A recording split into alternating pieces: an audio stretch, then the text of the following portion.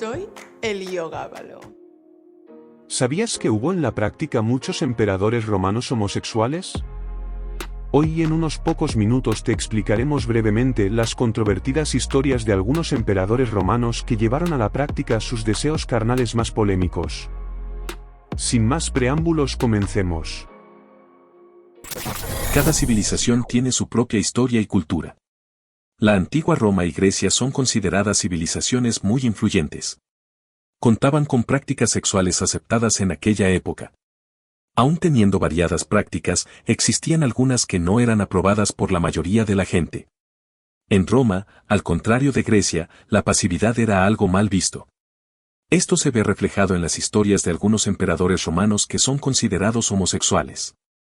La homosexualidad en la época romana.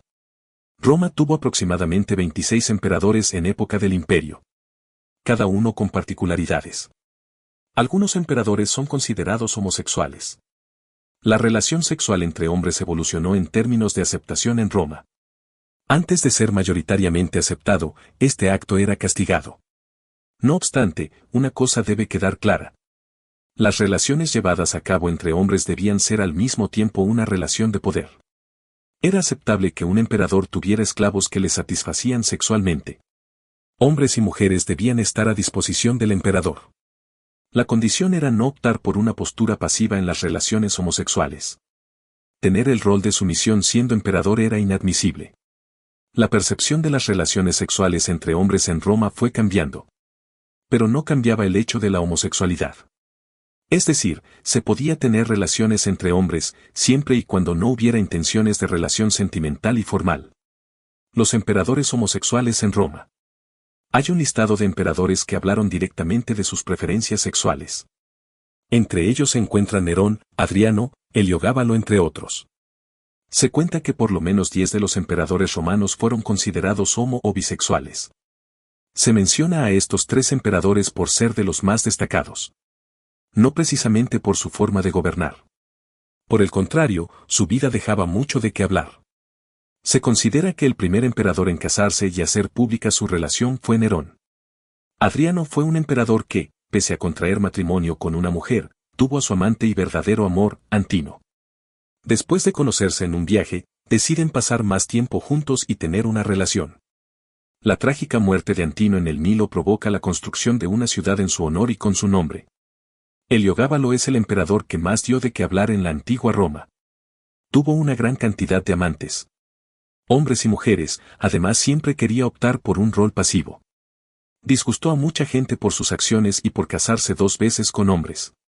Además, se cree que es la primera vez en la historia que se tiene registro de querer realizar una operación de cambio de sexo. El gusto de Heliogábalo por aparentar ser una mujer llegó hasta tal punto que, según se afirma, consultó con algunos de los médicos más prestigiosos la posibilidad de someterse a algún tipo de intervención para cambiar su sexo. La petición es inaudita para la antigüedad, lo que para algunos le convierte en la primera persona de la historia en demostrar su intención de transexualidad. También se decía que Heliogábalo elegía para los puestos en provincias a aquellos entre sus amantes que tuvieran un pene más grande. Causó gran alboroto en Roma cuando se casó con Hierocles y Aurelio y manifestó su deseo de ejercer como esposa. En los prostíbulos, Heliogábalo daba consejos a las meretrices sobre cómo ser hábiles en las artes amatorias.